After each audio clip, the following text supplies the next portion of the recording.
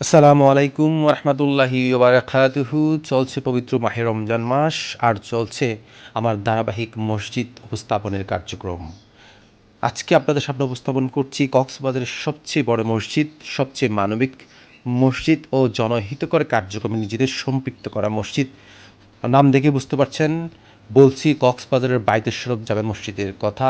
যে মসজিদটি এই কক্সবাজার জেলায় তথা বাংলাদেশে শিক্ষা, চিকিৎসা, স্বাস্থ্যে বিশেষ অবদান রেখে চলেছে যুগের পর যুগ। এটাই হচ্ছে মসজিদের মূল কক্ষ।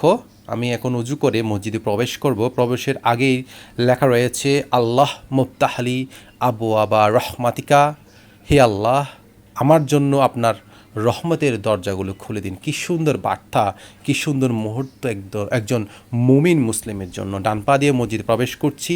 মসজিদের নিচেরটা মোজাইক করা, এটা হচ্ছে মসজিদের ডান পাশ, দেওয়ালে টাইলস বসানো হয়েছে, ওপরে ফ্যান রয়েছে যথারীতি মুসল্লিদের সুবিধার জন্য, আর বাম পাশেও দেওয়ালে টাইলস এবং নিচে মোজাইক করা রয়েছে, খুবই সুন্দর গুছানো। এবং এই হচ্ছে মেহরাব, মেহরাবের উপরে রয়েছে কাঠে খোদাই করে অত্যন্ত কারুকার্যময় লা ইলাহা ইল্লাল্লাহু মুহাম্মাদ রসুল্লাহ, একজন মুসলমানের যেটা বিশ্বাস করা সর্বপ্রথম কাজ এবং ফরজ।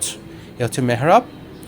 আর মেহরাবের উপরে রয়েছে একটা গম্বুজ, গোল গম্বুজ। মসজিদটা মূলত এখন তিনতলা করা হয়েছে অধিক মুসল্লিদের জন্য, সম্মানিত মুসল্লিদের জন্য মসজিদ কমপ্লেক্সটা বিশাল আকারে করা হয়েছে। এই হচ্ছে উপরে গম্বুজের অংশ দেখতে পাচ্ছেন। এই মসজিদের প্রতিদিন হাজার হাজার মানুষ নামাজ আদায় করেন। আর মসজিদের বৈশিষ্ট্য হচ্ছে কি, এখানে রয়েছে হাসপাতাল, একটি পরিপূর্ণ শিশু হাসপাতাল, রয়েছে চক্ষু বিভাগ। কক্সবাজার জেলায় মানুষদের জন্য বিনামূল্যে এবং নামমাত্র মূল্যে চিকিৎসা, শিক্ষা ও স্বাস্থ্যসেবা প্রদান করে আসছে এই বাইতুল শরফ কমপ্লেক্স। যারা এই বাইতুল শরফ কমপ্লেক্সের নির্মাণের সাথে, প্রতিষ্ঠার সাথে জড়িত রয়েছেন, তাদেরকে অত্যন্ত সাধুবাদ জানাই। মহান আল্লাহ তাদের এই ভালো কাজগুলো কবুল করুক। এ হচ্ছে মসজিদের বাহিরের দৃশ্য। তা খোলা জায়গা, ওটা নেই। এখানে মুসল্লি বেশি হলে নামাজ আদায় করা হয়, জানাজার নামাজ আদায় করা হয়। আর মসজিদের নিজস্ব যানবাহন, অ্যাম্বুলেন্স রয়েছে মানব সেবার জন্য। এতিমখানা রয়েছে, হেফজখানা রয়েছে, মাদ্রাসা রয়েছে, খুব সুন্দর। আপনারা যারা কক্সবাজার আসবেন তারা এই বাইতুল শরফ জামে মসজিদে নামাজ আদায় করার চেষ্টা করবেন।